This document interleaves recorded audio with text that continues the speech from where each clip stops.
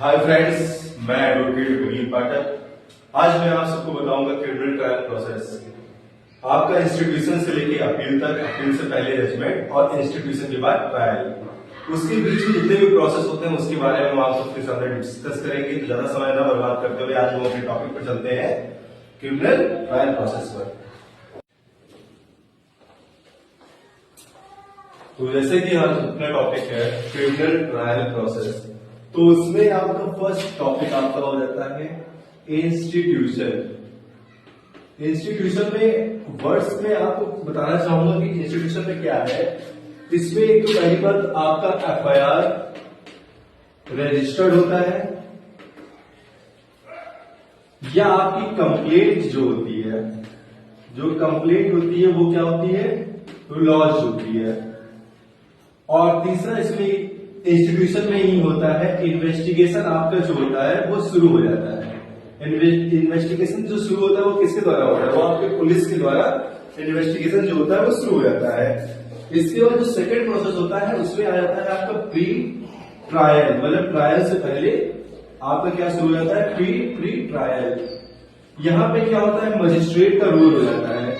Magistrate क्या होता है, मजिस्ट्रेट रोल कर लेता है। इसमें आपका जो मजिस्ट्रेट रूल करता है वो क्या होता है कि आपका ऑफेंस कॉग्निजेंस है या नहीं है। ठीक है, मजिस्ट्रेट ने क्या किया, आपका प्री ट्रायल में आपकी जो इन्वेस्टिगेशन में जो चार्जशीट दी गई है उसको क्या करता है, मजिस्ट्रेट क्या करता है, टेक कर लेता है, क्लियर, प्री ट्रायल में। उसके बाद इससे पहले मैं आपको बताना चाहूंगा, अगर इंस्टीट्यूशन में एफआईआर आपका कॉग्निजेबल ऑफेंस हुआ, मर्डर, रेप या कोई ऐसा गंभीर आरोप आपको किसी भी एक्यूज पर लगा, तो ये सारी चीजें होने से पहले क्या होगा कि पुलिस जाएगी, उसको अरेस्ट कर लेगी और तुरंत मजिस्ट्रेट के सामने उसको पेश करके जुडिशियल कस्टडी कर देगी, क्लियर। लेकिन जब तक ये ऐसा कोई नहीं हुआ, अरेस्ट नहीं हुए आप, तो आपका ये आपके कुछ जो प्रोसेस है उसके बारे में हम लोग बात कर रहे हैं। इसका प्री ट्रायल हो गया। प्री ट्रायल के बाद आपका क्या होगा, चार्जेस फ्रेमिंग होंगे। चार्जेस जो होंगे वो क्या होंगे, वो आपके फ्रेमिंग होंगे। ठीक है, चार्जेस फ्रेमिंग होने के बाद आपकी चीजें क्या होंगी, अब यहां से आपकी चीजें शुरू हो जाएंगी। इसमें आपका क्या होगा, एक वर्ड आता है प्ली। प्ली में क्या होगा, प्ली में ये होगा कि एक्यूज्ड जो है, जो एक्यूज्ड है वो क्या है, या तो गिल्टी है या एक्यूज्ड क्या है, नॉन गिल्टी है, क्लियर। एक्यूज्ड गिल्टी है या एक्यूज्ड नॉन गिल्टी है। फिर आती बात, यहां पे सारा रोल आ जाता है एविडेंस पे।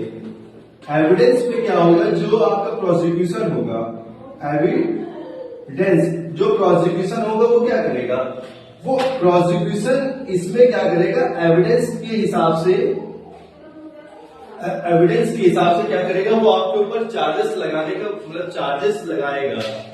ठीक है, और उसमें कैसे लगाएगा, वो एविडेंस के द्वारा लगाएगा या विटनेस के द्वारा लगाएगा।